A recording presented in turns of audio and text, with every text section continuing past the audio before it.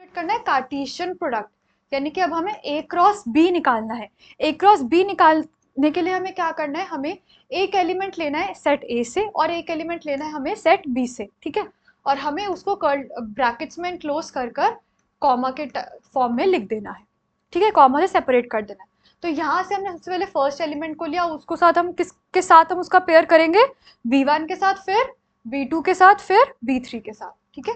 Similarly a1 comma b2 comma a1 comma b3 so on and so fourth. इस तरीके से हमारे बहुत सारे ऑर्डर्ड पेयर बन जाएंगे। यहाँ पर जो ये पहला एलिमेंट है ये कहाँ से लेते हैं हम, सेट ए से, और ये जो दूसरा एलिमेंट है ये हम कहाँ से लेते हैं, सेट बी से। क्लियर, क्लियर है सभी को, कार्टेशियन प्रोडक्ट क्लियर हुआ सभी को। यहाँ पर कार्टेशियन प्रोडक्ट निकालना आता है, सिर्फ ए क्रॉस बी बता दो क्या होगा, 1 कॉमा ए, 1 कॉमा बी, 1 कॉमा सी, 2 कॉमा ए, 2 कॉमा बी, 2 कॉमा सी। क्लियर है ये। अब अगर आपको बोला जाए बी क्रॉस ए निकालना है तो क्या वो भी ये होगा, नहीं होगा पक्का। तो क्या हम बोल सकते हैं कि कार्टेशियन प्रोडक्ट कॉम्यूटेटिव होता है या नहीं होता, नहीं होता, कार्टेशियन प्रोडक्ट कॉम्यूटेटिव नहीं होता। क्लियर है सबको, ओके। अब हम नंबर ऑफ एलिमेंट्स कैसे निकालते हैं, कार्टेशियन प्रोडक्ट में इतने एलिमेंट्स होंगे वो हम कैसे निकालते हैं। जैसे फॉर एग्जांपल सेट ए में कितने एलिमेंट्स थे, 2, और सेट बी में कितने एलिमेंट्स है, 3। तो इसके कार्टेशियन प्रोडक्ट में कितने एलिमेंट्स हो जाएंगे, कार्टेशियन प्रोडक्ट में कितने एलिमेंट्स हो जाएंगे, कार्टेशियन प्रोडक्ट में कितने एलिमेंट्स हो जाएंगे, 6 एलिमेंट्स हो जाएंगे। आप जो बोल रहे हो दैट इज कार्टेशियन प्रोडक्ट के सबसेट्स कितने होंगे। So how many subsets there are of Cartesian product, 2 की पावर 6। क्लियर है। तो ये सारे इसके क्या हो जाएंगे, Cartesian product, subsets of the Cartesian product, okay. अब नेक्स्ट बात आती है, अच्छा ये सब आपको, नेक्स्ट हमारा आता है कि रिलेशंस क्या होते हैं, ठीक है। रिलेशन की जो मेजर डेफिनेशन किसी ने अभी तक दी नहीं है, जो मेन डेफिनेशन होती है, रिलेशन क्या होता है, नहीं, relation is the subset of a Cartesian product, यानी कि ए क्रॉस बी के जो सबसेट्स बनते हैं वही हमारा क्या होता है, रिलेशन। क्लियर है ये बात, ओके। अब कैसे वो देख लो, यहाँ पर हमारे पास 2 एलिमेंट्स है ए और बी, ठीक है। अब दोनों के बीच में कुछ रिलेशन है, दैट इज ए जो है वो बी का क्या है, ट्वाइस, ए क्या है बी का ट्वाइस। कुछ निकाल लो रजिस्टर वगैरह, ठीक है। ए जो है वो क्या है, बी का ट्वाइस है, ए इज ट्वाइस ऑफ बी, ठीक है। तो ये ए और बी दोनों एलिमेंट्स का रिलेशन है कि जो ए बी का ट्वाइस। अब हमें क्या करना है, इसका रिलेशन बनाना है, ठीक है। तो अगर हमें क्या करना है, जो ए है वो सेट ए से निकाले हैं और एलिमेंट बी हमें बी से निकालना है। क्लियर। सबसे पहले अगर हम लेना चाहे, अगर हम बी को लेते हैं 1 तो ए की वैल्यू क्या आएगी, ट्वाइस है ना। अगर आप बी को लेते हो 2 तो ए क्या आएगा, 4। अगर आप बी को लेते हो 3 तो ए क्या आएगा, 6, 4, 8 और 5 तो 10 इधर है नहीं है, तो ये चीज आएगी ही नहीं। क्लियर है, ओके। नाउ अब बात करते हैं कि इसके हमारे कार्टेशियन प्रोडक्ट के कितने एलिमेंट्स होंगे, कार्टेशियन प्रोडक्ट में कितने ऑर्डर्ड पेयर्स हैं बताओ। इसमें कितने हैं, 9। ए में कितने, ए का कार्डिनल नंबर क्या है 9, बी का कार्डिनल नंबर क्या है 5, तो इसके कार्टेशियन प्रोडक्ट में कितने एलिमेंट्स हैं 45। इसके सबसेट्स कितने बनेंगे, 2 की पावर 45। क्लियर। अब ये 2 की पावर 45 का सबसेट बनाना अभी पॉसिबल तो नहीं है, बट एक सिंपल सी बात है कि ये जो रिलेशन आप देख रहे हो ये इनमें से क्या कोई एक ही निकला हुआ है। दोबारा सोचो, हमने 2 टू द पावर 45 सबसेट्स बनाए, इसको हमने कार्टेशियन प्रोडक्ट बनाया, फिर इसके 2 टू द पावर 45 हमने इसके सबसेट्स बनाए। अब उसमें जो एक सबसेट होगा ना वो ये होगा, यस और नो, बिल्कुल होगा, ठीक है। तो 2 टू द पावर 45 में से कोई एक सबसेट होगा जो इस पर्टिकुलर रिलेशन को सेटिस्फाई कर रहा है। इसीलिए बोलते हैं that relation is a subset of the Cartesian product. Clear है सभी को? पक्का? ठीक है, तो आगे से कोई पूछे कि रिलेशंस क्या होता है तो ऐसे लेमन में मत बोलना, दो चीजों के बीच में जो संबंध है वो रिलेशन होता है, ऐसे सब नहीं बोलना। रिलेशंस क्या होते हैं? It is the subset of the Cartesian product. Clear है ये बात सभी को? Okay okay. अच्छा, अब कुछ थोड़ा सा 11 देख लो एक बार दोबारा से। हमारे पास सेट ए है एंड हमारे पास क्या है? Set B. Clear? Set A के जितने भी एलिमेंट्स होते हैं इनको क्या बोलते हैं? सेट ए को के एलिमेंट्स को क्या बोलते हैं? Domain. Very good. Set A के एलिमेंट्स को क्या बोलते हैं? डोमेन। और सेट बी के एलिमेंट्स को क्या बोलते हैं? क्या बोलते? कोडोमेन। रेंज किसने बोला? रेंज भी गलत नहीं है, बट क्या सोच के बोला अब ये बताओ?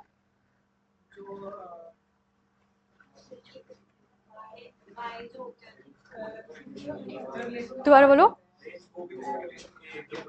हाँ राइट। तो फॉर एग्जाम्पल यहां पर हमारे पास 3 एलिमेंट्स हैं। ठीक है, हमारे पास डोमेन में 3 एलिमेंट्स है और हमारे पास कोडोमेन में कितने एलिमेंट्स है? 4 एलिमेंट्स है। क्लियर? तो ये 3 एलिमेंट्स की 3 इमेजेस बन रही है। क्लियर है सबको? इसकी इमेज ये है, इसकी इमेज ये है और इसकी इमेज ये है। तो ये सारे एलिमेंट्स की इधर इमेज बन रही है। ठीक है, तो ये जो 1 2 3 4 आप ये चारों एलिमेंट्स देख रहे हो इसको क्या बोलते हैं? कोडोमेन। क्या बोलते हैं इसको? कोडोमेन। वेराज जहां पर ये 3 एलिमेंट्स है सिर्फ, इसको क्या बोलते हैं? रेंज। ठीक है, तो क्या हमेशा रेंज और कोडोमेन इक्वल होती है? नहीं, रेंज और कोडोमेन इक्वल नहीं होती, बल्कि range is a subset of codomain. Clear है सबको? पक्का?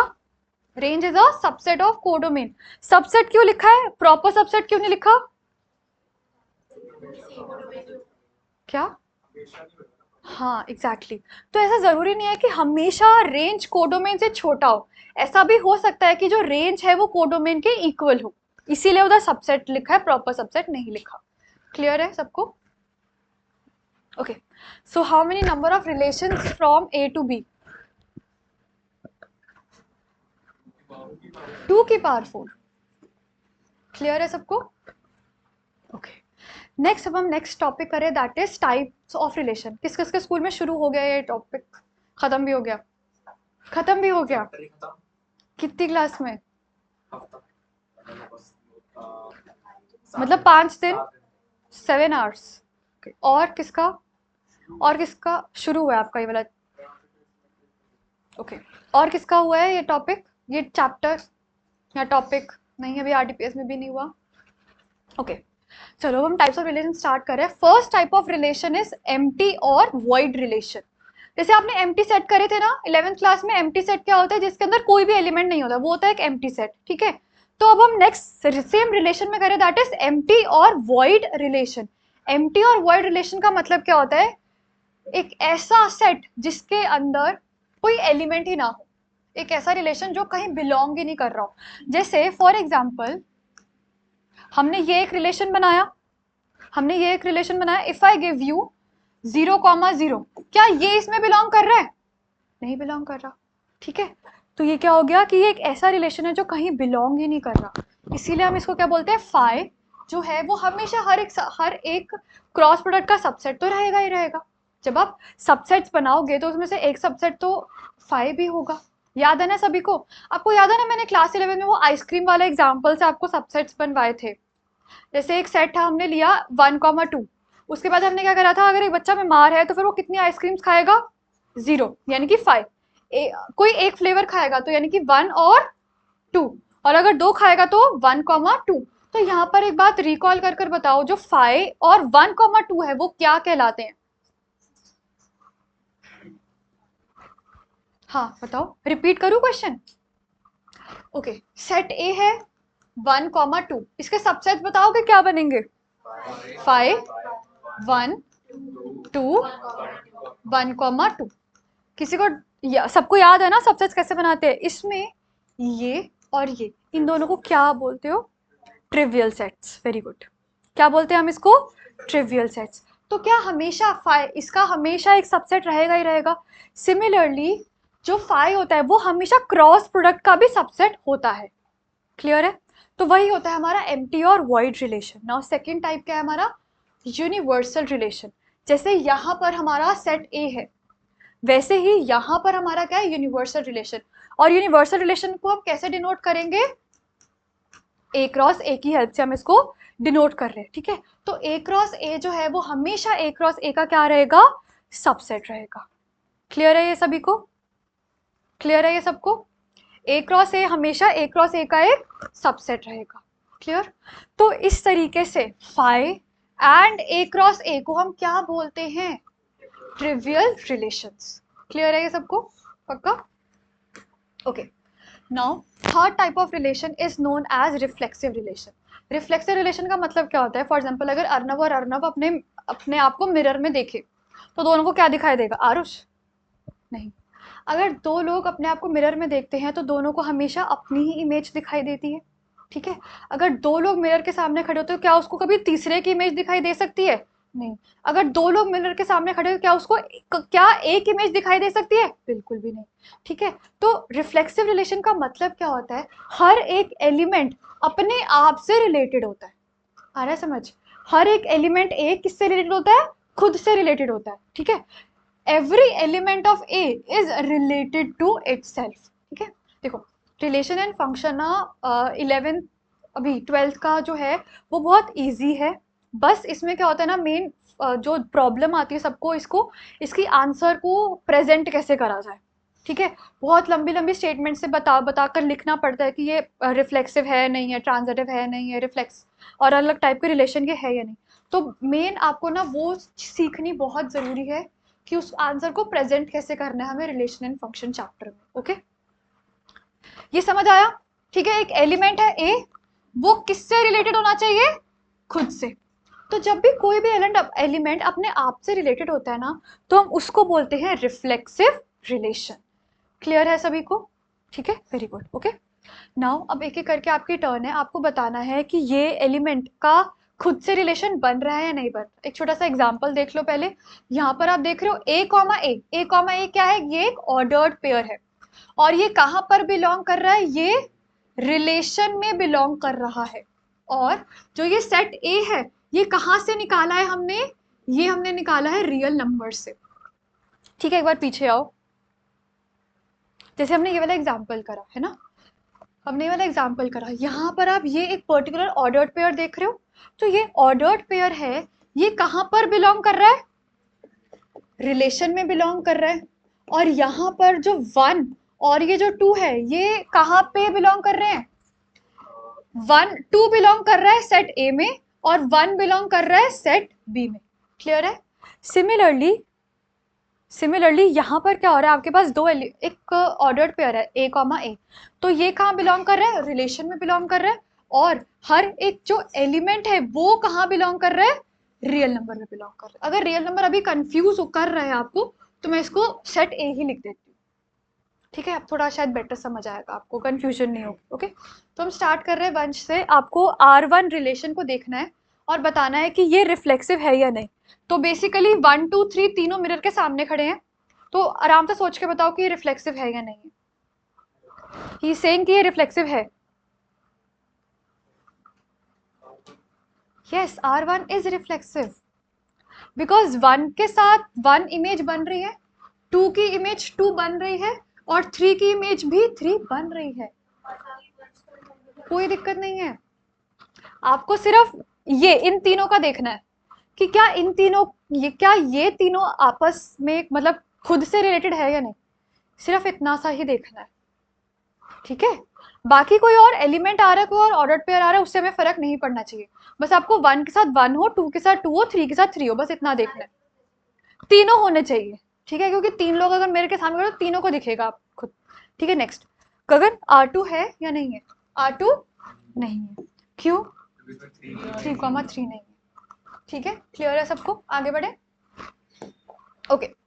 फोर्थ टाइप ऑफ रिलेशन है सिमेट्रिक रिलेशन। सिमेट्रिक रिलेशन का मतलब क्या होता है, अगर ये एक अनियन है, ठीक है, अगर हम अनियन को ऐसे बीच से कट करते हैं तो जो हाफ इधर है क्या वही हाफ इधर है, मतलब ये वाला पोर्शन और ये वाला पोर्शन क्या दोनों आइडेंटिकल हैं, बिल्कुल है।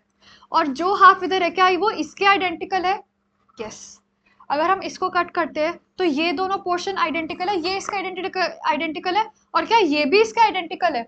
ओके यहाँ पर भी क्या ये दोनों इसके आपस में दोनों आइडेंटिकल है या नहीं है? इनफैक्ट ह्यूमन बॉडी भी है, वो भी दोनों हाफ इक्वल होते हैं, ठीक है। तो ये क्या होता है, this is nothing but symmetric relation. इसका मतलब क्या होता है, अगर ए सेट बी सेट के बराबर है तो automatically we can say that B set A set के इक्वल है। क्लियर? अब इसको थोड़ा मैथमेटिकली पढ़ते हैं। ये क्या कह रहा है, अगर A set is related to B set, ठीक है, अगर ए बी से रिलेटेड है then B is related to A, ठीक है। इसको एक और तरीका लिखवा रही हूं आपको, देखो, if A comma B belongs to R where A belongs to set A and for example B belongs to set B, ठीक है, ये होगा if. Then B comma A belongs to R where B belongs to B and A belongs to A. Clear है सबको ये चीज? ठीक है, तो ये आप ये सेट ए देख रहे हो 1,2,3, ठीक है। अब आपको बस इतना देखना है कि क्या वो एलिमेंट अगर 1 2 से रिलेटेड है तो 2 1 से रिलेटेड होना चाहिए, बाकी कोई और है नहीं है उससे हमें फर्क नहीं पड़ता। अर्नव फर्स्ट आपकी टर्न, R1 है या नहीं है? है, क्योंकि 1 2 से रिलेटेड है तो 2 1 से भी रिलेटेड है। क्लियर? नेक्स्ट अर्नव, ये नहीं है, क्यों? क्योंकि 1 के साथ 2 है बट और 3 के साथ 2 है बट 3 के साथ नहीं 3 के साथ 2 है बट 2 के साथ 3 नहीं है। क्लियर है? क्या हुआ? ओके इसका मतलब ये ना, वैसे थोड़ा कंप्यूटर ने गलत बनाया बट ये ऐसे होगा, ठीक है। जैसे मैंने इधर लिखा ना, यहाँ पर एक चीज मिसिंग है, that is for all. For all का मतलब क्या होता है कि जो दो एलिमेंट है ना ए एंड बी, ये दोनों अपने अलग अलग सेट में बिलोंग कर रहे हैं, ठीक है। तो ये वर्ड इंपॉर्टेंट, ये जो सिंबल है ना, ये इंपॉर्टेंट है, आपको यूज करना है अपने एग्जाम में, ठीक है। मतलब प्रेजेंटेशन करते समय यूज करना है। प्रेजेंटेशन कैसे होगी वो भी हम आगे करेंगे, नेक्स्ट क्लास में करेंगे। अभी आप सिंपल मतलब समझ लो कि ये सारे रिलेशन होते क्या है, ठीक है। करूं आगे? Okay next, fifth type of relation is transitive relation, ठीक है। ट्रांजिटिव रिलेशन का मतलब क्या होता है, फॉर एग्जाम्पल अगर हम दिल्ली में रहते हैं, ठीक है, हम दिल्ली से गए पहले अंबाला तक, हमने अंबाला में एक स्टॉप लिया, ओके। उसके बाद हम गए, अंबाला से गए हम अमृतसर गोल्डन टेम्पल देखने, ठीक है। तो हम एक्चुअल में कहाँ से कहाँ गए, हमारा starting point and ending point क्या रहा? Delhi to Amritsar. So this is nothing but this is called transitive relation. इसका मतलब क्या है कि अगर हम एक पॉइंट ऑफ टाइम पर दिल्ली से अंबाला जा रहे हैं और अंबाला से अमृतसर जा रहे हैं, so this simply means that हम दिल्ली से अमृतसर जा रहे हैं। क्लियर? अब mathematically, if A is related to B, okay, and B is related to C, ठीक है। अब यहाँ पे 3 एलिमेंट आ जाएंगे, okay. Then A is related to C। Clear है सबको? समझ आ गया? ओके अब इसी को रिप्रेजेंट करने का एक और तरीका है, और वो क्या है, if A comma B belongs to R, for all A belongs to A and B belongs to B, and B comma C belongs to R for all, very good, then A comma C belongs to R for all A belongs to A and C belongs to C। समझ आया सबको? ठीक है, तो इसका मतलब क्या है कि अगर 1,2 है, ध्यान से सुनना, 1,2 है और 2,3 है, तो क्या होना चाहिए? 1,3। क्लियर है एवरीवन? ठीक है, नेक्स्ट जयवीर आपकी टर्न। ओके अब ये ध्यान से देखकर बताओ कि क्या ये ट्रांजिटिव है या नहीं है। ट्रांजिटिव, जयवीर कह रहे हैं कि R1 ट्रांजिटिव नहीं है, अर्नव भी कह रहे हैं ट्रांजिटिव नहीं है। ये क्या होता है? इधर से यस और से नो। आप तीनों? हाँ, मतलब है या नहीं है? नहीं है। अहन क्यों नहीं है?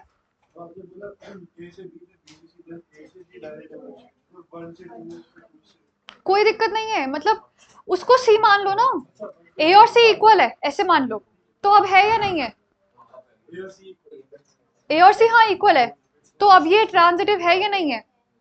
फिर तो है। जयवीर है? तो क्या हो गया, कोई दिक्कत नहीं है।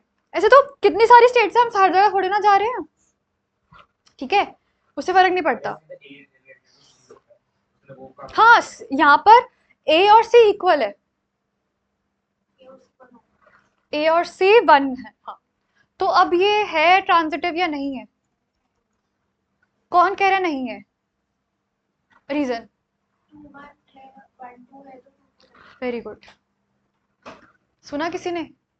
आप क्या कर रहे हो, आप बोल रहे हो 1 2 है, 2 1 है, तो 1 1 है, बट कोई इसको पहले नहीं देख रहा है। 2 1 है, 1 2 है, तो क्या होना चाहिए? 2 2 होना चाहिए। ऑर्डर मैटर थोड़ी ना करता है, आगे पीछे तो हम लिख ही सकते हैं। Very good. समझ आया सभी को? नहीं समझ आया? ये देखो, ओके। आरुष, सबसे पहले आप यहाँ पे देख रहे हो 2,1 है और 1,2 भी है, क्लियर है इतना? तो क्या होना चाहिए? 2,2 होना चाहिए, बट वो यहाँ पर नहीं है। इनफैक्ट 1,1 भी होना चाहिए, 1,1 तो है बट 2,2 नहीं है, ठीक है, दोनों होने चाहिए, क्लियर? तो R1 क्या अब ट्रांजिटिव है? R1 ट्रांजिटिव है? नहीं है। तो देखो सिंपल सी बात है, ऑर्डर मैटर थोड़ी ना करता है। अगर हम कर्ली ब्रैकेट्स में लिखते हैं, सेट में क्या ऑर्डर मैटर करता है? नहीं मैटर करता ऑर्डर, इसीलिए हम उसको आगे पीछे कर कर लिख सकते हैं, कोई दिक्कत नहीं है। आया सबको समझ? ठीक है, ओके। R2 किसकी टर्न है? आहन आपकी टर्न, आपकी टर्न है ना अब। R2, R2 है?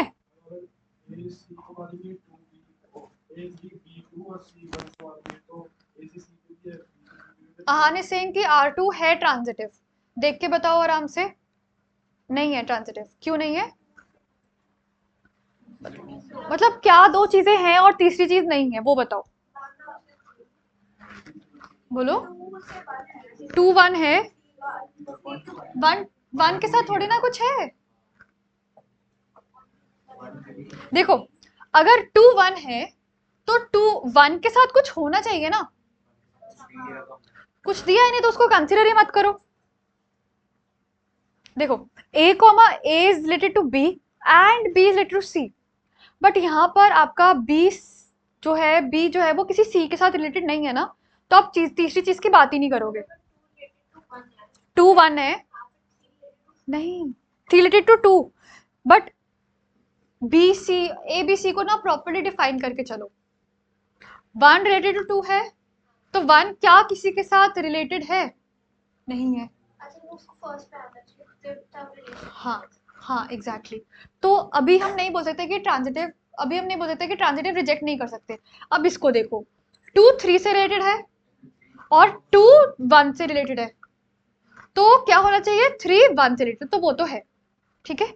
अब तीसरा वाला देख लो, 3 1 से रिलेटेड है, क्या 1 किसी से रिलेटेड है? नहीं, 1 1 मतलब क्या होना चाहिए? 2,3 कैसे?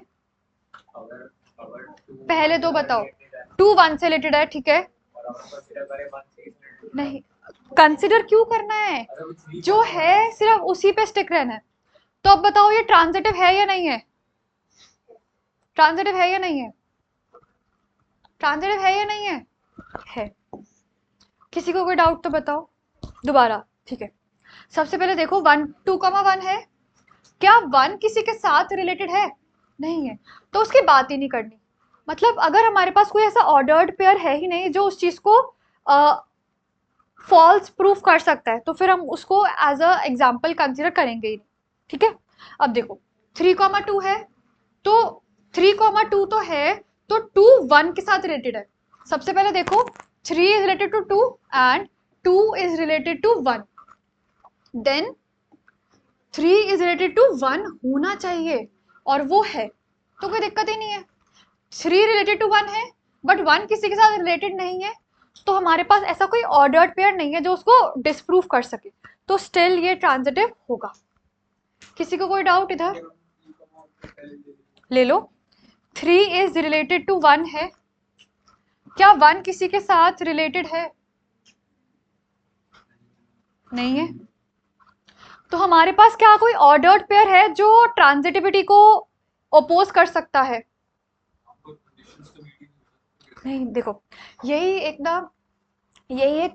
ध्यान रख के चलना है कि अगर पहली 2 कंडीशन हो रही हो और तीसरी ना हो, ठीक है, अगर पहली 2 कंडीशन हो रही हो और तीसरी ना हो तो वो चीज गलत है, तो ट्रांजिटिव नहीं है। बट अगर पहली 2 ही नहीं हो रही हो तो और तीसरी की फिर बात ही नहीं करनी, तो वो ऑटोमेटिकली ट्रांजिटिव होगा।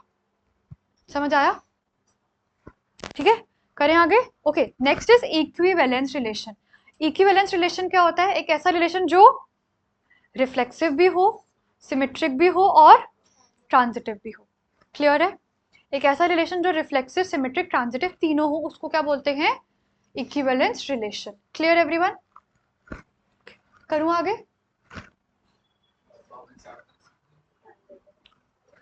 इक्विवेलेंस का अभी सारे एग्जांपल्स ही आज की क्लास में कुछ रिटर्न नहीं करवा रही हूँ, कुछ मतलब कुछ हम थ्योरी नहीं कर रहे हैं बिल्कुल भी, प्रेजेंटेशन का तरीका भी हम नहीं सीख रहे हैं, हम सिर्फ इतना सीखेंगे कि कोई भी पर्टिकुलर रिलेशन हमारा रिफ्लेक्सिव, सिमेट्रिक, ट्रांजिटिव है या नहीं।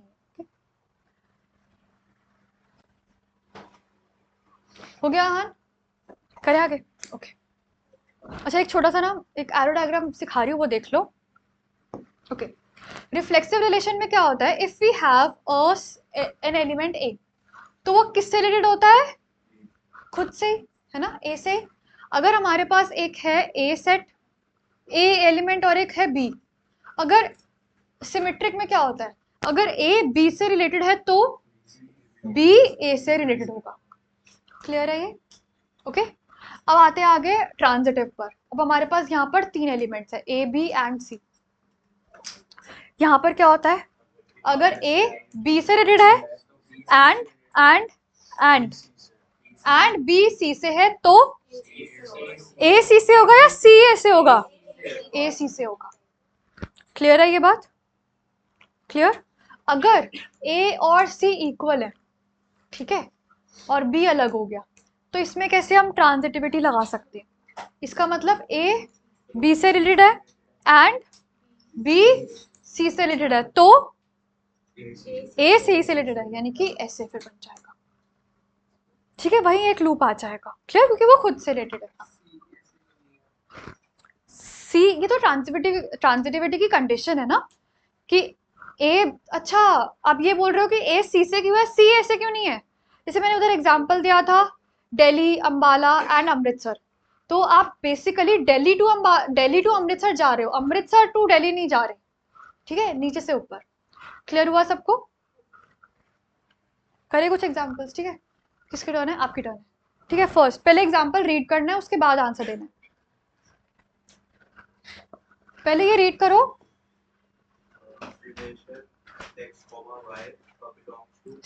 दिस इज, ये क्या होता है? Such that. अब बोलो। हाँ, तो सिंपल सोचकर बताओ, क्या ये रिफ्लेक्सिव है? मतलब क्या आप खुद के ब्रदर हो सकते हो? नहीं, तो ये रिफ्लेक्सिव नहीं है। सिमेट्रिक है?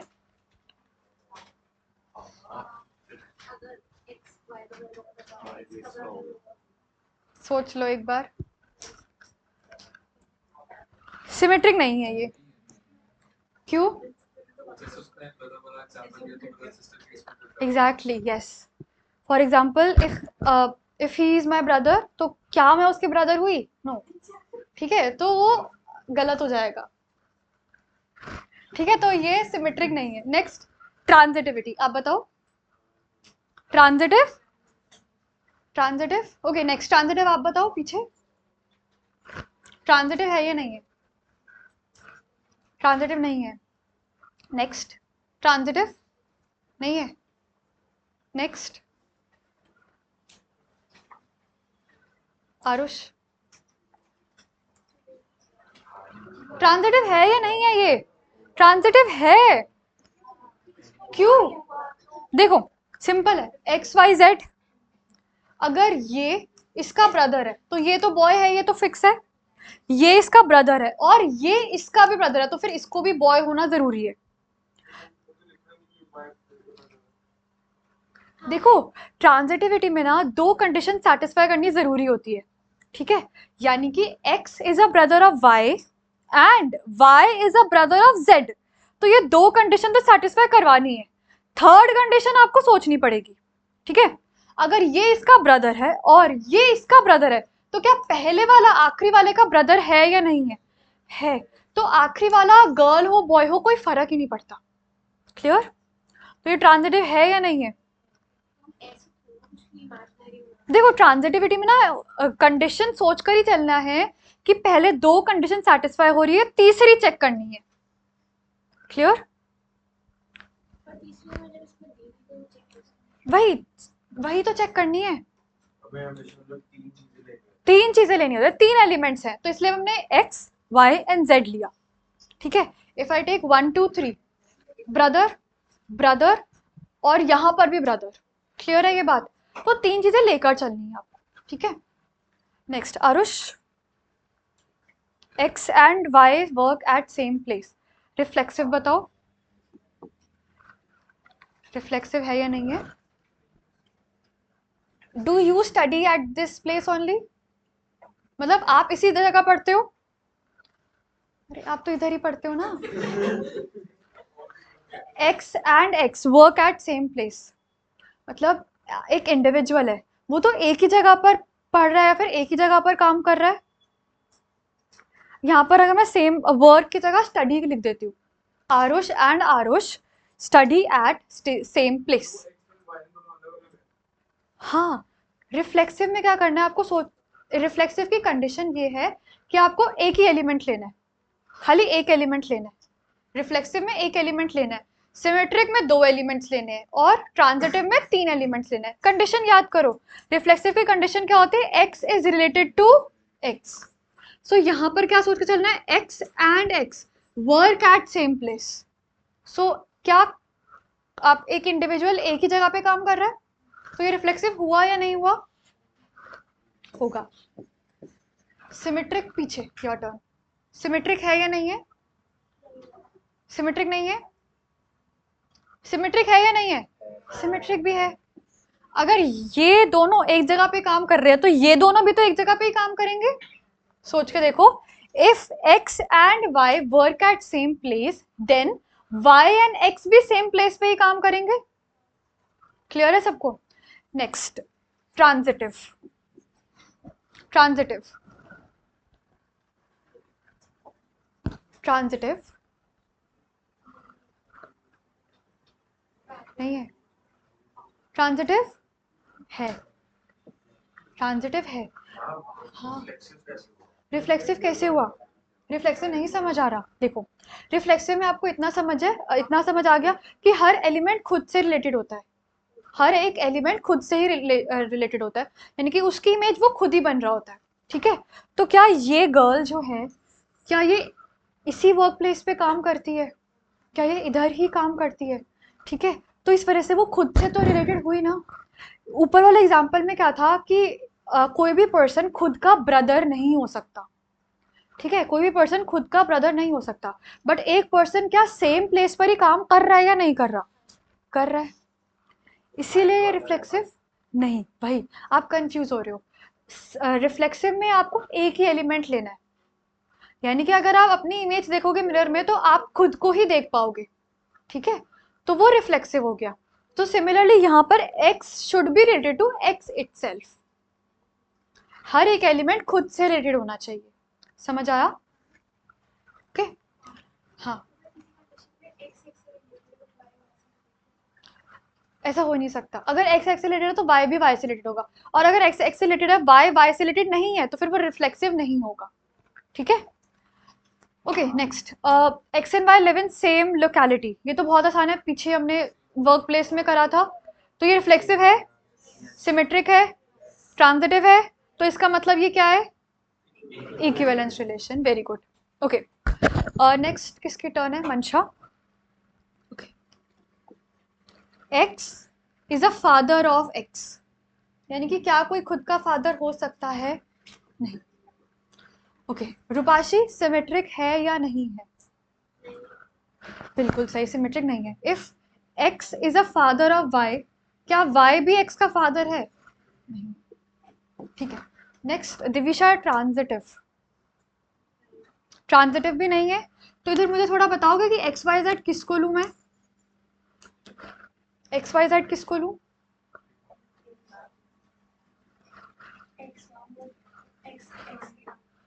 एक्स ये पक्का? हाँ, एक्स वाई, ठीक है। X is a father of Y and Y is a father of Z, but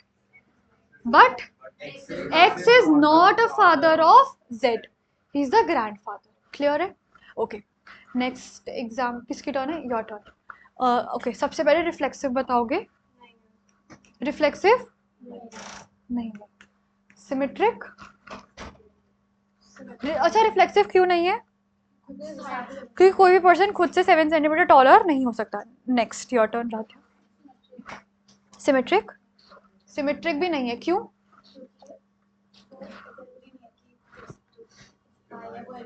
अगर ये इससे 7 सेंटीमीटर टॉलर है तो ये तो इससे 7 सेंटीमीटर टॉलर हो ही नहीं सकती। ओके, ट्रांजिटिव गगन? ट्रांजिटिव नहीं है पक्का?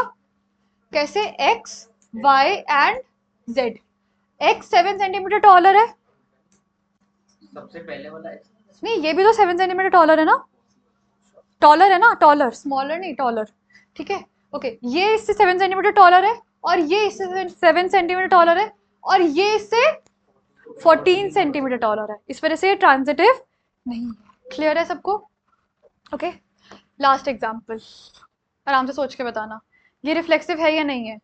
क्योंकि कोई खुद का वाइफ नहीं हो सकता। सिमेट्रिक है या नहीं है? नहीं है।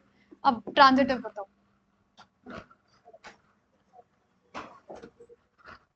बताओ, ट्रांजिटिव बताओ, है या नहीं है? नहीं है, सही बोल रहे हो, आगे सोचो।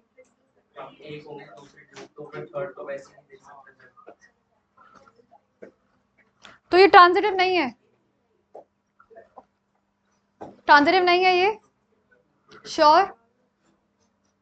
क्यों नहीं है ये? सेकंड कंडीशन सैटिस्फाई नहीं हो रही। ओके, ये ट्रांजिटिव है? ये ट्रांजिटिव है? बताओ, ये ट्रांजिटिव है, तो ये ट्रांजिटिव कैसे नहीं है? ये ट्रांजिटिव क्यों नहीं है, मुझे ये समझाओ। 1 रिलेटेड टू 2, क्या 2 किसी से रिलेटेड है? नहीं है। आपको मैंने बताया था, अगर सेकंड वाला एलिमेंट किसी और से रिलेटेड ही नहीं है तो इसका मतलब वो ऑटोमेटिकली ट्रांजिटिव होगा। अब इस एग्जांपल पे आ जाओ, x is a wife of y but y is not at all related to z, है ना? तो यानी कि यहाँ पर ट्रांजिटिविटी की पहली 2 कंडीशन सेटिस्फाई ही नहीं हो रही है। पहली 2 कंडीशन ही अगर सेटिस्फाई नहीं हो रही है तो आपके पास कोई ऐसा ऑर्डर्ड पेयर ही नहीं है जो ट्रांजिटिविटी को डिस्प्रूव कर सके। और अगर आपके पास ऐसा कोई ऑर्डर्ड पेयर नहीं होता जो उसको डिस्प्रूव कर सके तो फिर वो ऑटोमेटिकली ट्रांजिटिव होता है। हमारे पास पहले 2 थे या नहीं थे? पहले 2 थे और तीसरा था या नहीं था? नहीं था, तो फिर वो ट्रांजिटिव नहीं है। बट यहां पर तो पहले 2 पेयर ही सेटिस्फाई नहीं हो रहे। देखो, ट्रांजिटिविटी की यही कंडीशन होती है कि अगर पहला पेयर सेटिस्फाई हो रहा है और दूसरे किसी के साथ रिलेटेड ही नहीं है तो यहां पर आगे आप थर्ड कंडीशन की बात ही नहीं करेंगे। थर्ड कंडीशन के क्या, थर्ड कंडीशन को डिस्प्रूव करने के लिए कोई ऑर्डर्ड पेयर है? आई विल रिपीट, देखो, x is related to y, ठीक है? y अगर z से रिलेटेड होता तो आप बोल सकते थे कि, तो फिर आप ये चेक करते, बट क्या यहाँ पर कोई ऐसा ऑर्डर्ड पेयर है जो इस थर्ड कंडीशन को डिस्प्रूव कर सके? नहीं है। तो ये ऑटोमेटिकली क्या हो जाएगा? ट्रांजिटिव।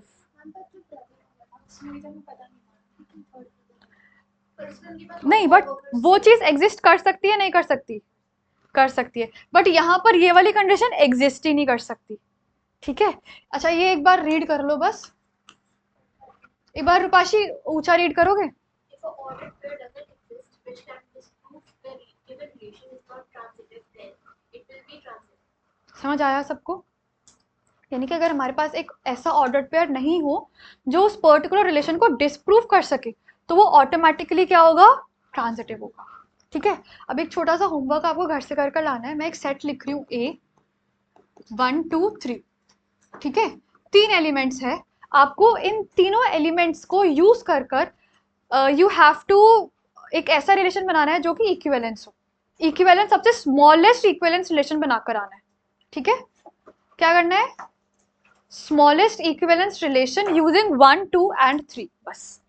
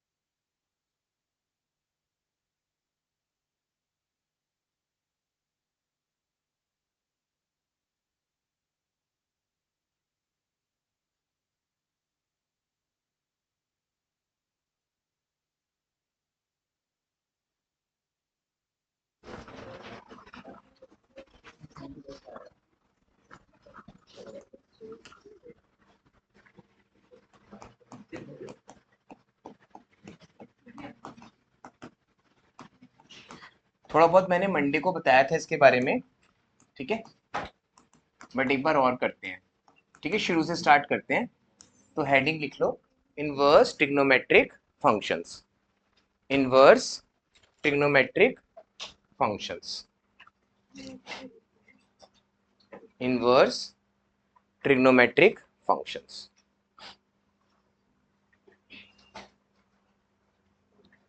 ठीक है, अभी आज पहले जो फर्स्ट टाइम आए पहले वो बोलेंगे, ठीक है, फिर जो पहले से कर रहे हैं 11 से वो थोड़ी देर बाद। ओके, तो पहला टॉपिक क्या था याद है किसी को 11th में? Trick functions. अब उसके आगे क्या लगा दिया? इनवर्स लगा दिया, इनवर्स, ठीक है। ओके, बहुत ध्यान से देखना।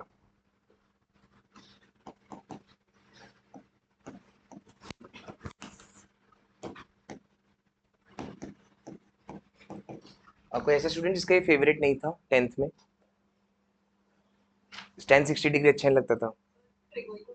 ट्रिगोनोमेट्री आपको ठीक लगती थी? ठीक है, 1060 डिग्री ऋषित, मैं नाम भूल, तिशवी, हाँ, 1060 डिग्री, 1030 डिग्री नहीं, √3, 1060 डिग्री इज √3, ठीक है। अब यहाँ पे नोटिस करो आप कि ट्रिग्नोमेट्री के साथ हमेशा क्या होता है?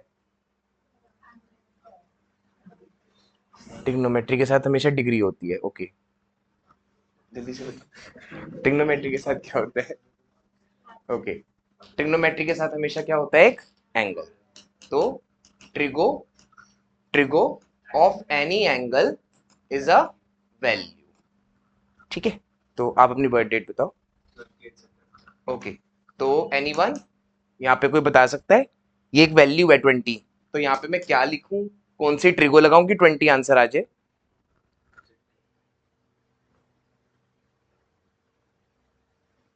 आप भी ट्राई कर सकते हो, आपकी बर्थ डेट है। हम्म, कोई भी नहीं, चलो ट्राई करते हैं। नहीं आया समझ? कितना आसान है, लेकिन कौन करे कोई? बस रील स्क्रॉल करते रहे पूरे दिन, है ना। पता है एक स्टडी आ रही है, बताया था मैंने कुछ ऐसा, एक स्टडी आ रही है अभी तक मदर्स वूम में जो स्टूडेंट्स, वो स्टूडेंट्स तो नहीं बोल सकता, बच्चे हैं, ठीक है, उनके ऑलरेडी क्या चल रहा है, उनका थंब भी ऐसे आएगा, ठीक है ना। तो आप तो सब उससे बाहर निकल चुके हो, है ना। और पूरे साल आपको यही ध्यान रखना है कि जितना आपका थंब स्क्रॉल हो रहा है उतनी प्रॉब्लम्स बढ़ती चली जा रही हैं, और जितना थंब आपकी फिंगर के साथ जॉइंट है सब कुछ सही चल रहा है, ठीक है। तो मज़ा बहुत आएगा पूरे साल आपको। 12th की मैथ्स जो है वो मतलब one of the most interesting maths है, तो आपको धीरे धीरे फील होएगा। अभी अभी तो पता भी नहीं चल रहा होगा क्या है, ठीक है, क्योंकि हमारे पास कौन सी क्लास होती है नेक्स्ट? 13th। तो जो करना है इसी साल करना है, अब अगले साल तो कुछ है नहीं, स्कूल तो खत्म इसके बाद। तो जितनी एनर्जी है अपनी सारी पुटअप कर दो पूरे साल, यही हो सकता है। इसके बाद तो ऐसी लाइफ मिलेगी नहीं, इसके बाद तो कंपटीशन है बाहर। जब आप बाहर जाओगे तो वहाँ पे आपको लगेगा कि ये कैसा बच्चा है, 24 घंटे कैसे पढ़ता है, ऐसी फीलिंग आती है इसको देख के दूसरे को, 16-16 घंटे 18-18 घंटे पढ़ रहे हैं, ठीक है। तो बहुत अच्छे से इंजॉय करके करना पूरी मैथ्स पूरे साल, कोई प्रॉब्लम नहीं आएगी, ठीक है। अच्छा 20 10 45 समझ में आ गया सबको? ओके, तो trigo of any angle is a value. अब ना मैं क्या लिख रहा हूं, inverse trigo of value is equal to angle. Simple concept है, बहुत सिंपल कॉन्सेप्ट है। क्या आपने क्या करा, trigo of any angle is a value, और अब मैं इनवर्स ट्रिगो में क्या बोल रहा हूं, inverse trigo of any value is an angle, ठीक है। सो आहान, सॉरी आहान, आपका नाम क्या है? दिव्यांशी। दिव्यांशी आप ट्राई करो tan इनवर्स √3, जो tan 60 डिग्री था ना, हाँ 60 डिग्री, ठीक है। तो tan इनवर्स √3 इज 60 डिग्री। अब ये जो -1 लिखा हुआ है ना, अब इसके दो मतलब निकलते हैं। एक तो क्या, 10⁻⁻⁻1 √3, और एक इसका मतलब निकल रहा है ये रेसिप्रोकल ऑफ tan √3, ठीक है। अच्छा, तो जैसे मान लो क्लास 10th में आपने आइडेंटिटी को कभी ऐसे लिखा है किसी ने? याद करने की कोशिश करो 10th क्लास में। नहीं, कैसे लिखा? ठीक है, तो आपको बताना है इसका आंसर। इसको रीड करके सोच। 1 तो नहीं ऑब्वियसली इसका आंसर, बस को रीड करना है। रेज़ टू द पावर -2 बोला नहीं जा रहा है, या बोल सकते हो। क्या लिखूं?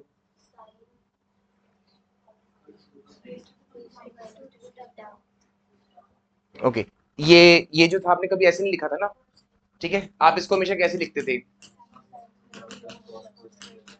Sign square theta plus cos square theta equal to 1, ऐसे लिखते थे। Sine square theta plus cos square theta equal to 1। पक्का? किसी को कोई डाउट नहीं है? अब इसको रीड तो करने को कह रहा हूं मैं बस। वेरी नाइस, आ गया समझ। 1 by sine square theta plus 1 by cos square theta, आ गया समझ या नहीं? Good. 1 by sine square theta plus, तो कौन सा लॉ लगाया आपने? सिंपल सा एक एक्सपोनेंट का लॉ। तो a की power -m equal to 1 upon a की पावर m। सिंपल सा कॉन्सेप्ट लगाया आपने, और तो कुछ नहीं किया, ठीक है। लेकिन आपको ये बात ध्यान रखनी है कि जब भी मैं ट्रिगो, दोबारा से ध्यान से सुन लेना अच्छे से, ट्रिगो और वैल्यू जो कि कभी साथ नहीं होते, बात समझ में आ रही है नहीं? ट्रिगो के साथ हमेशा क्या होता है, लेकिन यहाँ पे क्या है? ट्रिगो और वैल्यू। तो ये पूरा एक साथ देखना है। नहीं आया समझ? आ गया? मतलब इसको बोलना है tan इनवर्स, और ये -1 पावर नहीं है, मतलब ये रेसिप्रोकल नहीं करेगा इसको, यानी इसके अंदर कौन सा लॉ फॉलो नहीं होगा? a raise to the power m -m वाला। ये बात ध्यान रखनी है, ठीक है। तो इसका मतलब जब भी मैं ऐसे लिखूंगा tan इनवर्स √3, तो आपको पूरा ये देखना है, पावर नहीं है वो। अंडरस्टूड? तो ये आपने नया फंक्शन सीखा है, ये आपने एक नया फंक्शन सीखा है, ठीक है। तो कौन कौन से फंक्शन ऑलरेडी आपने सीख रखे हैं? ग्रेटेस्ट इंटीजर फंक्शन याद है किसी को? सिग्नम फंक्शन, ठीक है। अच्छे तो नहीं लगते थे, मुझे पता है किसी को अच्छे नहीं लगते होंगे। Greatest integer function, signum function, नाम से इतने ऐसे हैं सिग्नम फंक्शन, ठीक है। और trigonometric function, logarithm function, exponential. और एक दिन पहले मैथ्स के लिए क्या प्रे करके गए थे रात को कि लॉग ना आए, एक्सपोनेंशियल ना आए, बस वो मॉड्यूलस वाला क्वेश्चन ना आए, बस वो ट्रिगो का वो वाला क्वेश्चन ना आए, ऐसे कुछ प्रे करके भी गए होगे, है ना। तो अब से जो प्रे करोगे कि नहीं आए, वो तो आएगा बोर्ड में, ठीक है। तो प्रे करने का कोई फायदा है अभी है नहीं, ठीक है, ठीक है। तो वो जय माता दी लिख के जो पेपर करते हैं, इट्स ओके, वो कर सकते हो, लेकिन ये मत सोचना कि हाँ वही आ जाएगा जो आपने सोचा है। तो कुछ भी आ सकता है, लेवल अप होता जा रहा है, लेकिन इंटरेस्ट का लेवल भी अप होता जा रहा है, ठीक है।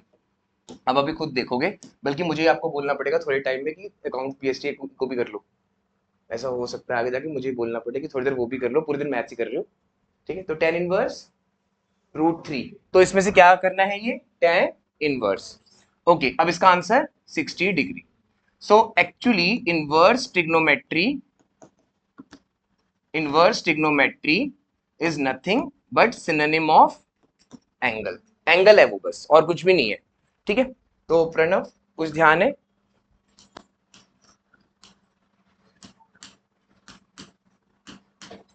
याद है कभी किया था? कब? 9th में करा था, बस अब बता दो इसका आंसर। वही 9th में किया था। ओके, एंगल का सम, ठीक है। तो आप मुझे बताओ किस किस को लाइन्स एंड एंगल्स अच्छा नहीं लगता था 9th क्लास का? मतलब अच्छा नहीं लगता था क्या? मतलब एंगल्स निकालना, जैसे ये आते थे एंगल्स, आपको मजा नहीं आता था? ये 60 डिग्री है, ये भी 60 डिग्री है, आप वर्टिकल, कोई बात नहीं भी अच्छा लगता तो 60 डिग्री हो गया, फिर वो कॉरेस्पॉन्डिंग हो गए, फिर आप लीनियर पेयर से 120 निकालते थे, ठीक है ना। अब क्या होगा? अब यहां लिखा हुआ आएगा साइन इनवर्स हाफ। तो साइन इनवर्स हाफ कितना हो गया? 30, ठीक है। तो let's see who will tell me the next two angles. Any, बस 180 बनना चाहिए सम। एक तो 30 डिग्री आ गया। अब आप कोई भी इनवर्स ट्रिगो यूज करो, और ट्रिगो की टेबल आपके पास है तो वहां से यूज कर सकते हैं, कुछ भी बोल सकते हो, कोई भी।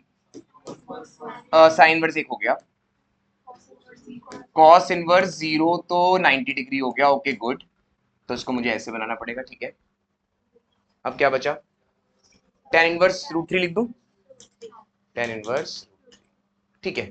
Now let's see, linear pair तो नहीं भूल गया कोई, लीनियर पेयर, ठीक है। अच्छा मैंने दोबारा बता रहा हूँ ना, नेक्स्ट क्लास कौन सी है, कोई भी नहीं है ना, नेक्स्ट कोई भी नहीं है क्लास, लास्ट क्लास है 12th।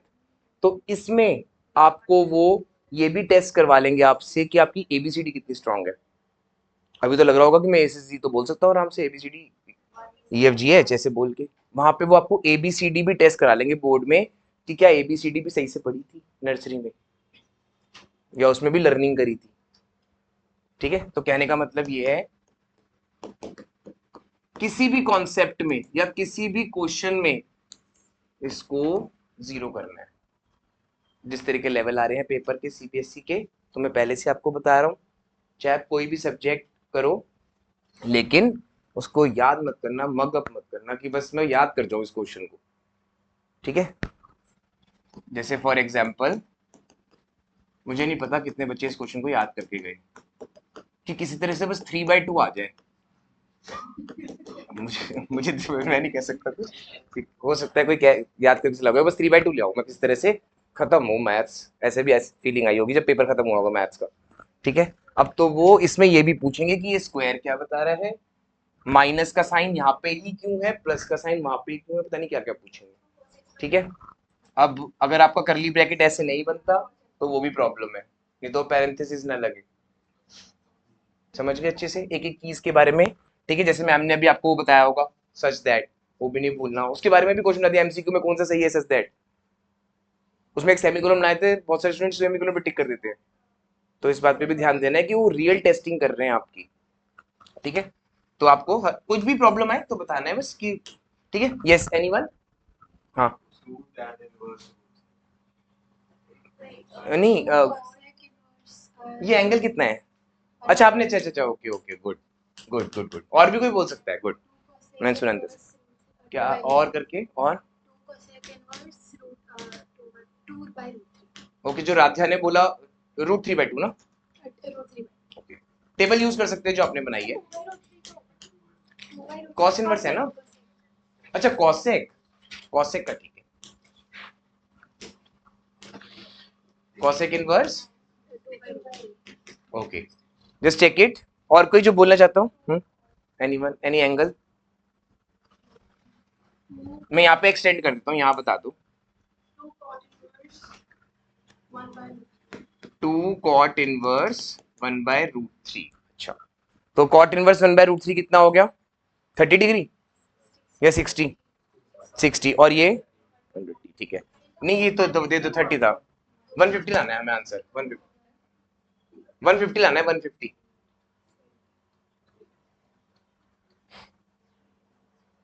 ट्राई करना है, 150 डिग्री तो लाना है बस, हाँ कुछ भी कर, वो तो यही बात, ये यूज नहीं करना, कुछ और 5 cos इनवर्स, ओके गुड, 150, अच्छा देखो लीनियर पेयर याद है, लीनियर पेयर सबको पता है वैसे, इसको लीनियर पेयर ही क्यों बोलते थे,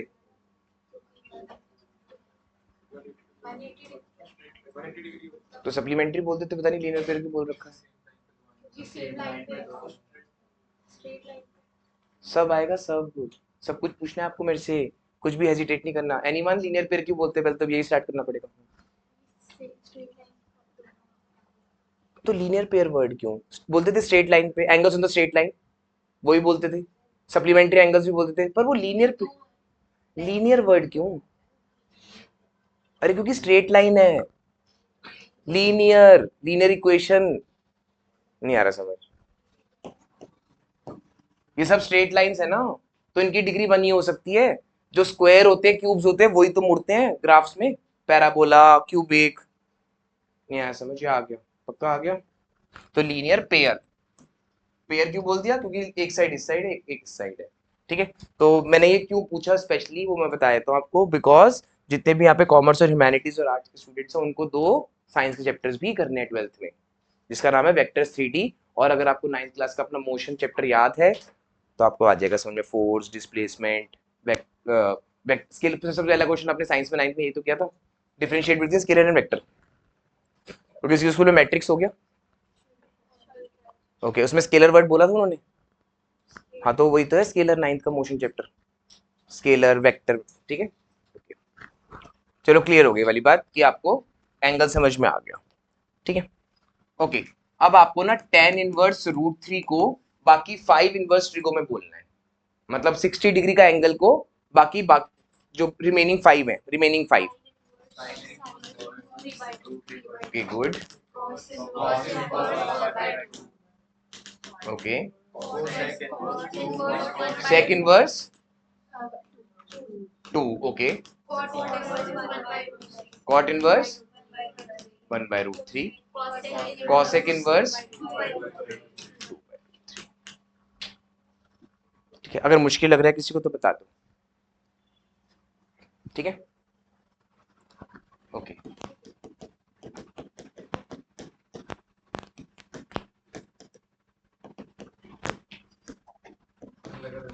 लग रहा है मुश्किल, अच्छा अब लग रहा है मुश्किल,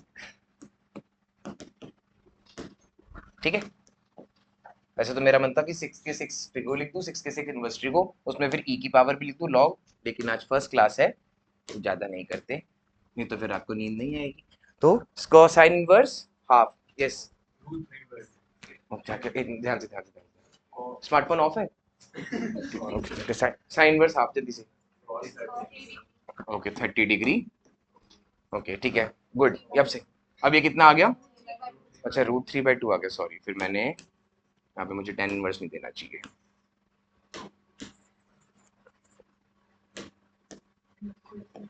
ठीक है, यस मैं बढ़ाता जाऊंगा। cos 30 डिग्री कितना आ गया √3/2, फिर ओके ओके ठीक है ठीक है ठीक है कोई बात नहीं,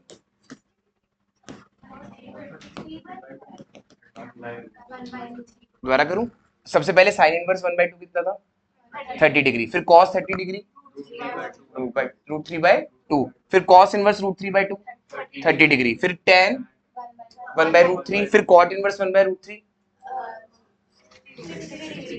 श्योर, ठीक है। अब क्या मैं सही कर रहा हूं, ये एक एंगल है ये, तो क्वेश्चन समझ में आ गए। ऐसी एक और लिखा होगा, ऐसी एक और लिखा होगा, और यहाँ पे छोटा सा पता है क्या लिखा होगा, एनीवन 1 मार्क MCQ। पहले पूरे ये निकालो, पहले पूरे निकालो, फिर तीनों को सबको ऐड करके चेक करो, वो पूछेंगे क्या ASP लग रही है कि नहीं, तो पहले आपको इंडिविजुअली सारे एंगल्स निकाले, फिर एंगल्स को ऐड किया, ठीक है समझ में आ गया। वही बात है कि मजा बहुत आ रहा होगा लेकिन लेंदी बहुत है, ठीक है, you have to be very fast, ठीक है। तो स्पीड ऑफ लाइट बस इससे थोड़ा सा, ज्यादा नहीं कहूंगा, थोड़ा सा फास्ट होगा, ओके ओके क्लियर हो गई वाली बात अच्छे से, पक्का कोई डाउट किसी को इसमें, ठीक है। एक दो NCERT क्वेश्चन ट्राई करते हैं जिससे आपको थोड़ा कॉन्फिडेंस आएगा।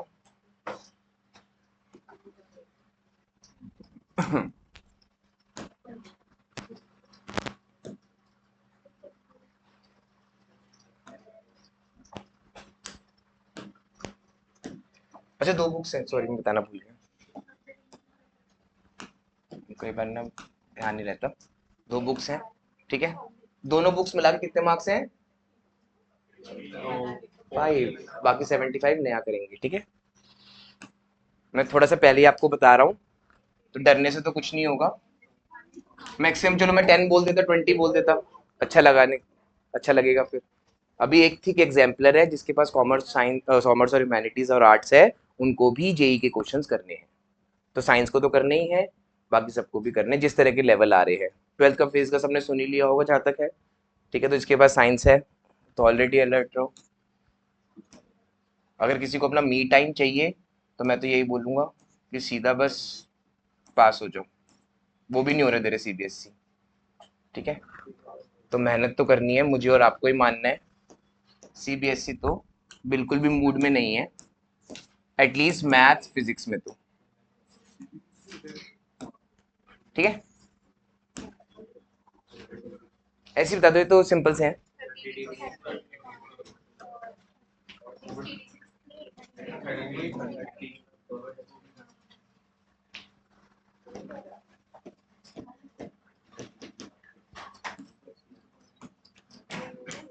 एनीवन? आज इसका यूज कर सकते हैं, आज इसका यूज कर सकते हैं। 60 और 60, ओके 120। ठीक है, तो अगर मैं यहाँ पे प्रूव दैट लिखूं, ये ऑलरेडी क्वेश्चन सॉल्व का है, तो मैं आपको थोड़ा थोड़ा बता रहा हूँ सीबीएसई कैसे कर देती है, वो सॉल्व के क्वेश्चन को प्रूव का बना देते हैं, प्रूव के क्वेश्चन को सॉल्व का बना देते हैं। ठीक है, तो इसके इक्वल टू में यहाँ पे क्या लिखा होना चाहिए, कुछ भी कोई भी क्वेश्चन बना सकते हो खुद का, कोई भी क्वेश्चन बना सकते हो खुद का, आप 120 लाना है टोटल आंसर, लेकिन यूनिवर्सिटी को यूज करनी है। अब आपकी मर्जी, आप कितनी भी यूनिवर्सिटी को यूज कर सकते हो या एक में भी खत्म कर सकते हो। ओके ओके ओके, ये बन सकते हैं 2 cosec inverse two by root 3। Okay, मतलब आपको बनाने आगे क्वेश्चंस, सिंपल। पक्का कुछ पूछना है इसमें से, एक बार देख लो। ठीक है, ओके। अब आपने रिलेशन एंड फंक्शन में ऐसा कोई क्वेश्चन किया अभी? ठीक है, तो इसके इक्विवेलेंस रिलेशन वो बनाते हैं, इसका एक सेट। ठीक है, तो एक रॉ से बता दो क्या बनेगा।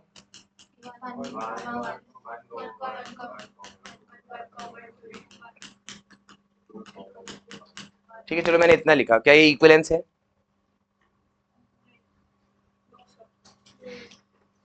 इक्विवेलेंस नहीं है। अच्छा पहले बताओ, रिफ्लेक्सिव है? रिफ्लेक्सिव के लिए सारे एलिमेंट्स की अपनी अपनी इमेज है। ठीक है, तो जो न्यू स्टूडेंट्स हैं वो बताएंगे किस किस को ये वर्ड अच्छा नहीं लगता, इमेज, मतलब डोमेन रेंज से, मतलब ऐसी नफरत है कि बस डोमेन रेंज ना आए कुछ। अच्छा लगता है डोमेन रेंज। ठीक है, इमेज का मतलब आउटपुट, वेरी नाइस। तो ये इमेज क्यों लिखा वर्ड, अच्छे खासा आउटपुट लिख देते हैं एनसीईआरटी में।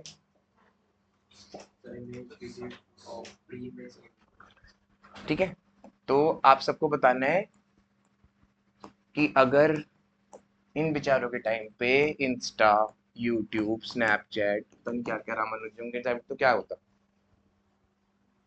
इनके टाइम पे अगर ऐसा कुछ होता तो क्या होता, ना तो जीरो बनता ना यूनिवर्सिटी को बनती, है ना। ये देखो,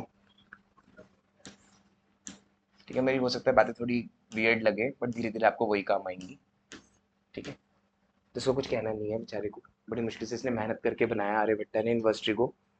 ठीक है, ना किसी बर्थडे पार्टी में गया होगा आज तक, ना ये इधर उधर कई फ्रेंड के साथ गया होगा, पूरे दिन क्या करता, तो एक्सप्लोर कर करके, डिस्कवर कर करके चीज़ों को इसने इन्वर्स ट्रिग्नोमेट्री बना दी, जिसकी वजह से आज इतनी बड़ी बड़ी बिल्डिंग्स, इतनी सारी चीज़ें, पूरा इंजीनियरिंग इसके ऊपर बेस्ड है, यूनिवर्सिटी के ऊपर, और कमर्शियल लाइफ भी बहुत सारी इसके ऊपर बेस्ड है। जितने भी ये कंस्ट्रक्शन होती हैं सब कुछ उसमें एंगल देख के पता लगाते हैं कि अच्छा इस एंगल पे अगर हम स्टेयर्स बनाए तो कोई पर्सन गिरेगा नहीं ऊपर चढ़ते हुए। ठीक है, तो आपको एप्लीकेशन बेस्ड भी सब कुछ सीखना है।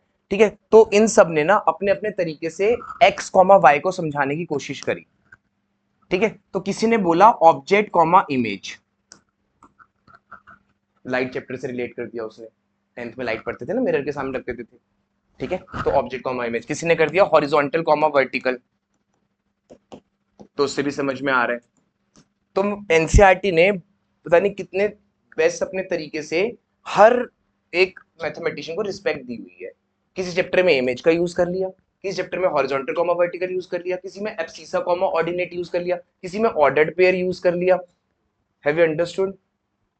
ठीक है, तो उन्होंने कितना मतलब मेहनत करी होगी ना एनसीईआरटी बनाने में, कि इसको भी रिस्पेक्ट देते हैं, इसको भी रिस्पेक्ट दे देते हैं। इसने भी कुछ कहा था, कोई ग्रीक्स थे, कोई रोमन्स थे।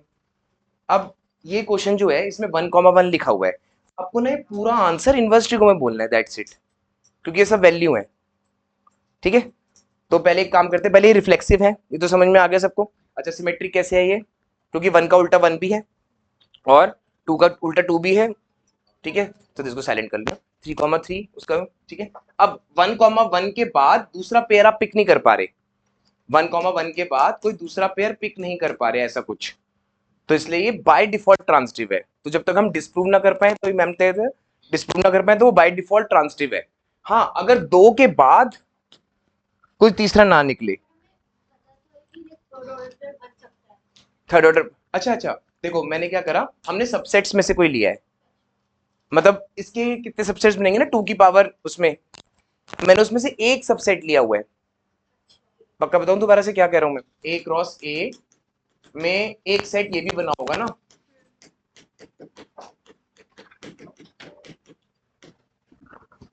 तो ये एक रिलेशन है, ये दूसरा रिलेशन है। मैं सिर्फ इस रिलेशन को लेके चल रहा हूं कि ये रिलेशन इक्विवेलेंस है कि नहीं। अभी 5 मिनट, ठीक है। अच्छा, उसके बाद आगे समझिए वाला। अच्छा, अभी ये बताओ, ये ट्रांजिटिव बाय डिफॉल्ट है क्योंकि हम डिस्प्रूव नहीं कर पा रहे, तो ट्रांजिटिव है। ठीक है, कोई डाउट तो नहीं आता? एक बार ये सारा देखो, मुझे बताओ इतना क्लियर हुआ सबको? अब आपको इसको इनवर्स ट्रिगो में बोलना है बस। ठीक है, तो सबसे पहले सेट इनवर्स ट्रिगो को बना लेते हैं। तो एक काम करते हैं, आप सबसे कोई भी एक, हाँ, वन वन को आपको इनवर्स ट्रिगो में बोलना है। ओ सॉरी, ट्रिगो में। cos 0 cos 0, good. सॉरी, मैंने इनवर्स ट्रिगो बोल दिया। हाँ, sin 90 sin 90 अगर वो 2 sin 90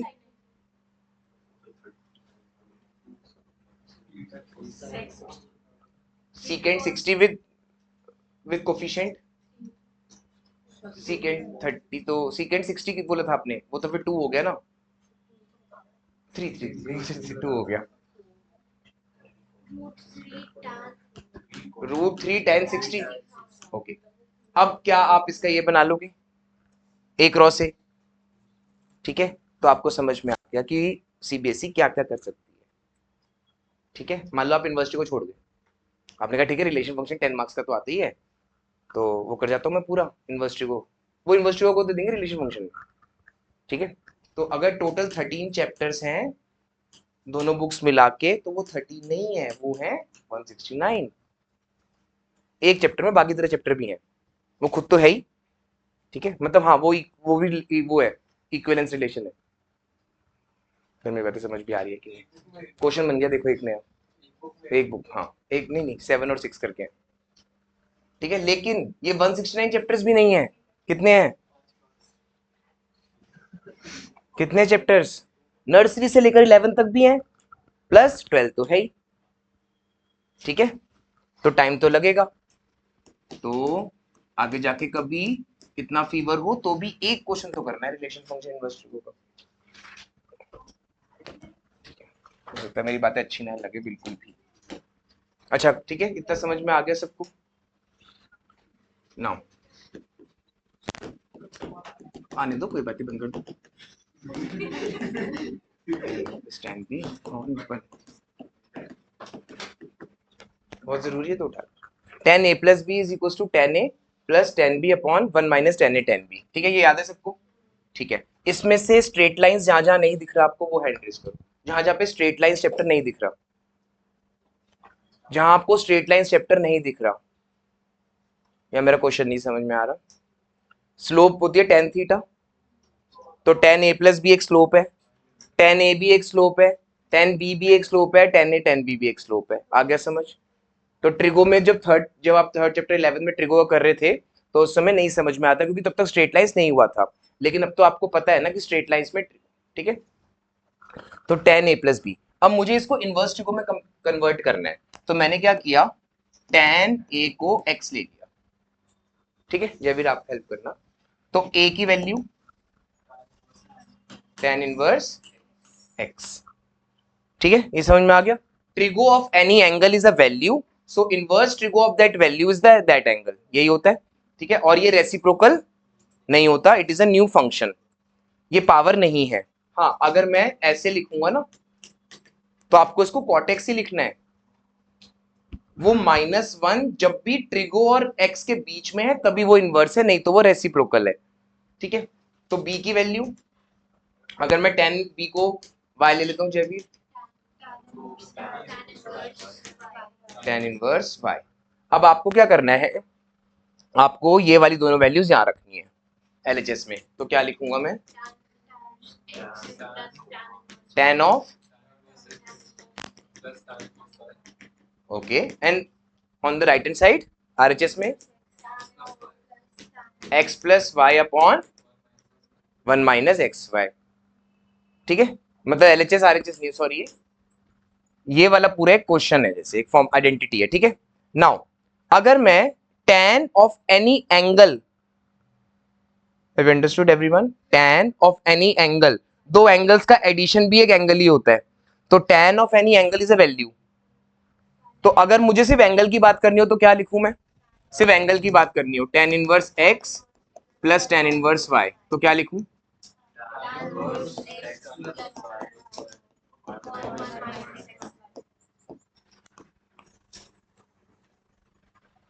ठीक है। और मंशा आप ट्राई करो, कॉमा करके मुझे क्या लिखना चाहिए था? एक्स वाई, क्योंकि रैशनल नंबर है ना वो, सीधा 8 क्लास में पूछ गया, 8 p बाई क्यू की फॉर्म में है। आ रहा है समझ? तो इतना आपको डिटेलिंग करनी है हर टॉपिक में, ठीक है। आगे समझ। अब देखते हैं इसका कोई एक क्वेश्चन करके, जिसको कुछ जो भी पूछने पहले पूछ लो। मतलब tan a प्लस बी की आइडेंटिटी उसी से हमने क्या डिराइव करी? tan इनवर्स x प्लस tan इनवर्स y, ठीक है।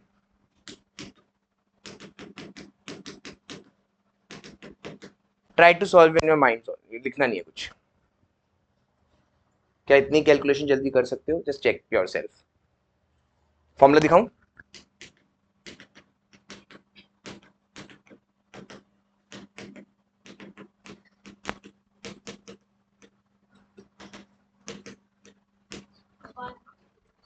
ओके, आंसर क्या है?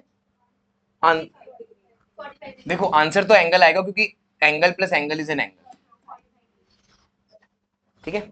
नाउ लेट्स चेक इट कि क्या सही करा है कि नहीं। तो tan inverse half plus 1/3 upon 1 minus 1/2 into 1/3। जो भी डाउट आ रहा है पूछना है, नहीं आ रहा समझ तो बता दो, ठीक है। तो कितना आ गया? 5/6 अपॉन 5/6, 1 माइनस 1/6 इज 5/6, तो ये 1 आ गया। श्योर? कोई डाउट तो नहीं किसी को? Last concept for today.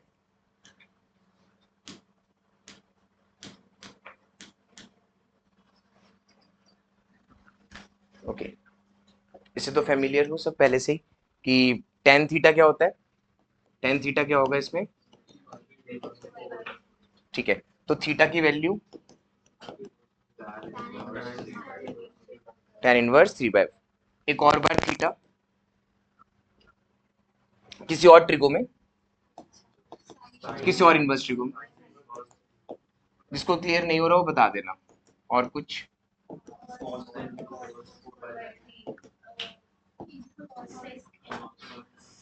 सब थीटा ही है ना, ये सभी थीटा ही है ना। नहीं क्लियर हो रहा तो बता देना।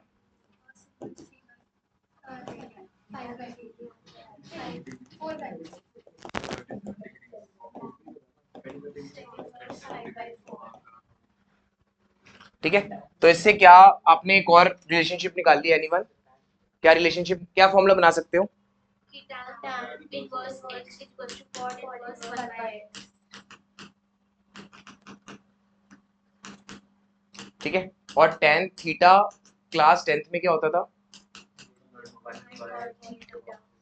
दोनों में डिफरेंस देख रहे हो? उसमें आपको वैल्यू को रेसिप्रोकल करना है, उसमें पूरे क्वेश्चन को रेसिप्रोकल करना है, ठीक है। तो क्या फॉर्मूले बन गए? एक तो साइन इनवर्स,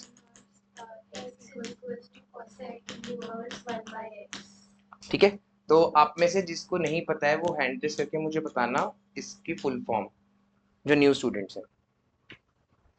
सीओ की फुल फॉर्म नहीं।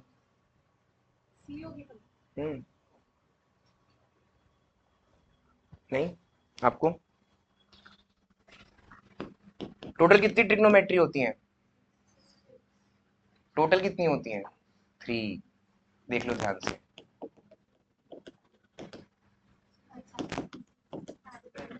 ये बहुत इंपॉर्टेंट बात है, ठीक है। अब इसी के आगे बस क्या लगा दो? कॉम्प्लीमेंट्री ऑफ साइन, मतलब साइन 90 माइनस थीटा। तो इसमें आपकी किसी की गलती नहीं है, क्योंकि ये डिलीटेड पार्ट में से था। याद आ रहा होगा आपको 10th क्लास का, ये डिलीटेड था, जिसमें आपके वो 42 48 वाले angle, sine 90 minus theta cos theta होता है, तो वो कॉस की फुल फॉर्म क्या है, कोसाइन। उसमें जो CO है वो और कुछ नहीं है, कॉम्प्लीमेंट्री है। कॉम्प्लीमेंट्री का मतलब क्या होता है कि दोनों एंगल्स का सम 90 आना चाहिए, कॉम्प्लीमेंट्री। तो साइन और कोसाइन, इसलिए वो एक दूसरे के रेसिप्रोकल नहीं होते। कौन रेसिप्रोकल नहीं होते? सेक और कोसेक, वो एक दूसरे के रेसिप्रोकल नहीं है, कॉम्प्लीमेंट्री है। समझ गए अच्छे से? ओके, तो टोटल 3 ट्रिग्नोमेट्रीज होती हैं, बाकी CO का मतलब कॉम्प्लीमेंट्री। ठीक है,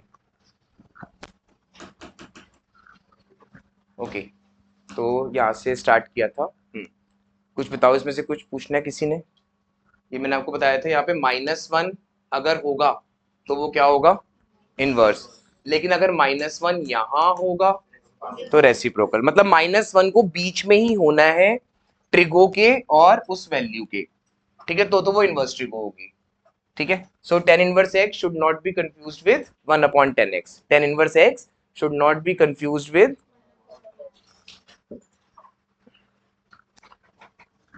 किसी के स्कूल में मैट्रिसेस हो गया तो जिसके भी स्कूल में हो गया वही आंसर करना।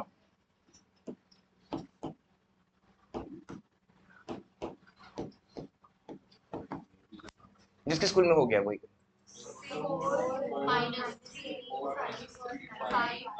अच्छा लग रहा है मैट्रिसेस? अब देखो, अब यहाँ पे वो लिख देंगे tan इनवर्स 1 प्लस समथिंग। फिर यहाँ पर भी कुछ tan इनवर्स 1, फिर यहाँ पे पहले इसको सॉल्व करके पहले इनको डिजिट्स बनाना है, फिर डिजिट्स को ऐड करना है, फिर उसके बाद भी नहीं मानेंगे, हमें ही मानेंगे। फिर यहाँ पे tan इनवर्स लिख दिया, फिर उसको भी एक मैट्रिक्स में लिख दिया, फिर वहां से एक बार सॉल्व किया।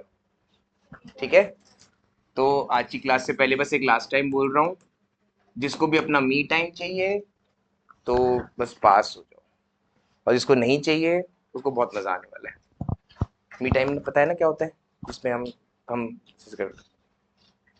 ठीक है, वो वाला टाइम चाहिए तो बिल्कुल मजा नहीं आएगा, लेकिन ये नहीं तो आपको इतनी सारी चीजें नॉलेज मिलेगी कि हो सकता है आप अपना खुद का एक फॉर्मूला ही बना लो नया, जो कि बहुत बच्चे बना लेते हैं खुद का। 5 मार्क के क्वेश्चन को 1 मार्क का MCQ बना देते हैं, और जबकि अराउंड 60 to 80 ईयर्स हो गए बोर्ड्स के NCERT को बने हुए, आज भी उसमें इतनी डेप्थ है कि एक क्वेश्चन का ओरिजिनल अपना किसी का आपका मेथड निकल जाएगा, इतनी डेप्थ है। लास्ट टाइम बच्चों ने बहुत सारे मतलब 5 मार्क के क्वेश्चन को MCQ बना दिया, लॉजिक लगा लगा के, इसका कॉन्सेप्ट इसमें, इसका कॉन्सेप्ट इसमें, इसका कॉन्सेप्ट इसमें, क्वेश्चन सॉल्व। तो उस लेवल तक भी पहुंचना है। ठीक है, फाइनल लेवल आपको पहले ही बता देता हूँ, 3 आवर्स में 2 3 आवर्स के पेपर देने हैं, फाइनल लेवल फरवरी तक का। मतलब आपको 3 आवर्स में 160 मार्क्स का पेपर करना है बोर्ड से पहले। ओके, ठीक है, आज के लिए बहुत है।